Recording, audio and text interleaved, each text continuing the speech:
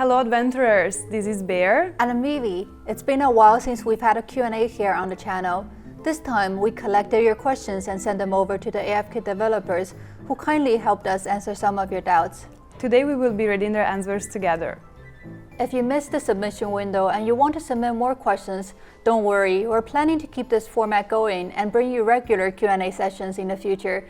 So keep an eye out on our socials, Discord, and Reddit, where we will post a submission form link for the next session. Before we dive in, here's how we selected the questions.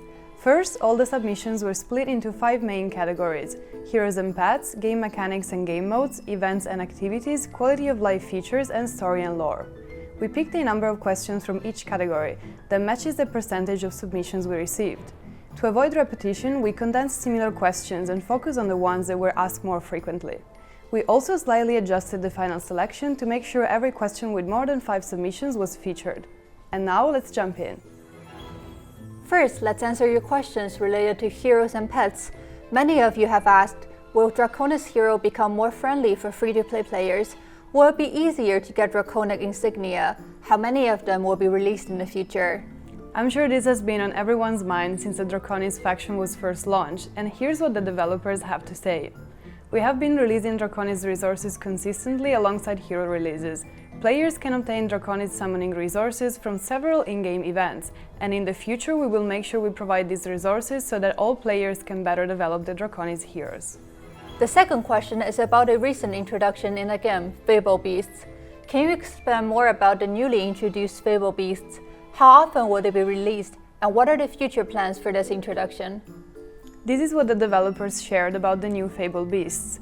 We will carefully control the pace of releasing Fable Beasts, ensuring that they're not released too frequently so that players can enjoy developing them.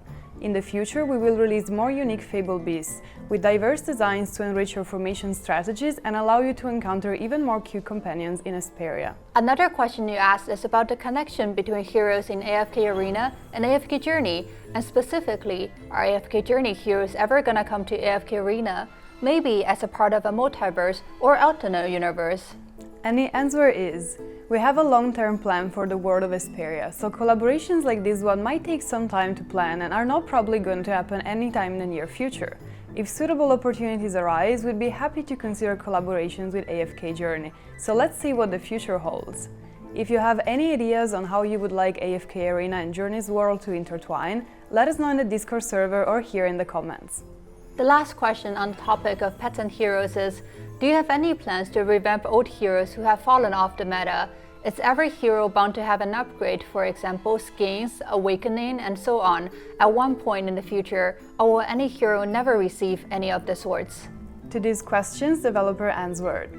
We will strive to provide more opportunities for heroes to shine through new forms, such as updating bosses and gameplay to add more diverse combat scenarios, but we cannot guarantee that every veteran hero that has fallen off the meta will have a chance to be re-employed. However, we will continue to regularly release awakened heroes to give more heroes below by players a chance to shine again, in an even improved version.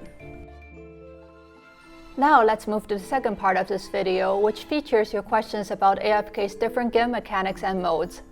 The most popular question on this topic is about Ghoulish Gallery. Will there be changes or improvements to Ghoulish Gallery? Will it be less RNG oriented? Will you make tutorials or give more explanations on this game mode? And to this, developers replied, when it comes to Ghoulish Gallery, new regions will be introduced at suitable times in the future to provide lots of new experience. We'll also improve the gaming experience and reduce the hassle and grind for players. The second question in this section is there going to be a dimensional tower? This is a question I think has been answered in the past already, but since many of you brought it up, we asked again, and the answer is, at this moment the answer remains consistent with the past, and for now there is no plan to open a dimensional tower. Next one is about something I think we all really care about, currencies and resources. Many currencies lose their value as you progress, such as gold, emblems, experience, and such. Is there any plans on addressing this? The developers replied, we are aware of the surplus in resources, and we will continue to provide ways of spending them at suitable times. One recent example is our addition to the periodic Fable Beast event, in which gold can be exchanged for fate. We want to bring more events like this in the future. The third section is all about in-game events and activities, and yes, that includes Golden Frontier. So why don't we start with that? Your question was, is Golden Frontier going to be repeated? What is the future? How is the event going to be changed and improved? This is what the developers had to say about Golden Frontier. We've gathered lots of feedback from Classic server players regarding the Golden Frontier event. Taking into account our current development pipeline and version status, we've prioritized the reported pain points and plan to address each in turn. In version 179, we launch a new season in which the following improvements have been prioritized based on players' experience. We rebalance season event rewards by increasing personal rewards based on activity points. We reduced the battle duration of city sieges from 2 hours to 1 hour. We improved team mobilization, allowing more precise deployment across multiple defensive battlefields when multiple siege attacks occur at the same time. We improved the user-friendliness of several features. Moving forward, we will continue to improve features such as the newbie tutorials, UI and displays, and communication systems. We'll keep listening to your feedback and we'd love to hear your thoughts after you give version 179 a try. Okay, hopefully this clears things up a bit. Since version 179 actually released just a few days before this video goes live, please let us know in the comments if you already have some feedback about the new Golden Frontier season. The next question is, when is Arcane Labyrinth going to open and be introduced in the companion server? This has probably been on many players' mind as well, so let's hear from the developers. To ensure a smoother and more fun playing experience, we are currently planning to optimize the Arcane Labyrinth feature before releasing it on the companion server. Because we prioritize an optimized experience for players, we're not planning to open it for the time being. Adventurers, feel free to share your experiences and feedback about the current Arcane Labyrinth gameplay with us.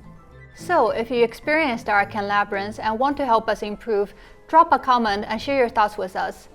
And the very last question for this section on the events and activities is about crossover events. Is there any anime collabs coming soon, and what is it? What is the logic for the team to choose anime to collab with? We'll be launching another anime crossover event this year, so stay tuned. We can't disclose the IP just yet, but it's a classic series beloved for its passionate storyline, and we hope you will like it. When selecting anime crossovers, we prioritize the preference of players. We've used polling both within the game and in our social communities, and we'll combine those results with market popularity to determine the right IP to create the most interesting experience for players. After an internal evaluation, we will then contact the copyright holder about possible collaboration timelines and other details to find out if a partnership can be established. We typically initiate discussions for crossover at least 8 months in advance, and since the development cycle is quite lengthy, it's possible that the crossover content might not reflect the latest state of the IP. Despite this, we strive to ensure that future crossovers will deliver a better and unique experience for players. We're so looking forward for the next crossover event, and we hope you're excited too. Now let's jump into our fourth section, which features questions about AFK stories and lore. For this section, we only have one question that was asked by multiple players. Is there any plans to get more intertwined hero stories to understand the world of Vesperia from different perspectives? And the answer from developers is, in the past world of Vesperia, we regularly launched major event storylines such as Elemental Strife and Dark Starfall, while exploring new narrative directions to provide players with new experiences. This year, we launched a new alternate timeline series, which has prompted a lot of positive feedback. We also updated the in-game library with Crossroads of Time collection, which features comparisons of each timeline, Celine's observation logs, and interviews, providing even more detailed stories. I personally really like the idea behind the alternate timeline series, and if you like any of these formats, please let us know so we can keep providing interesting lore drops for you in the future. Okay, last question of today is the quality of life improvements and game features, in particular about the in-game chat. Is the chat system and UI going to be improved? What changes are you planning? To this, the developer answered. In version 172, we released several improvements while continuing to develop new features. We currently plan to release the second batch of chat system improvements in version 181, including adding a feature that allows adjusting the font size, adding customized channel sorting and pin channels, adding a fuzzy search feature for adding a name, no need to type the ID perfectly, adding support for clearing individual chat messages. We will continue to listen to your feedback to improve in-game communication and make your chat experience smoother than ever. That's all for this round of Q&As. If you have more questions, drop them in the comments below. The one with the most likes will be answered in our next Q&A video. And don't forget to keep an eye on AFK Arena's socials, Reddit and Discord. The next submission form for questions will be posted there. We hope to keep this format going regularly and to improve it with time. So let us know what you thought, if you have any feedback, and what you'd like to see in the future. Thank you for tuning in today, and we'll see you in the next one. Bye! Bye.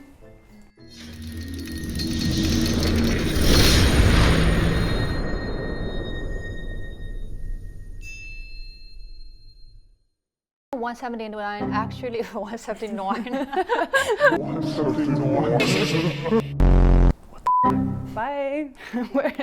Where's your The amount of typos in this.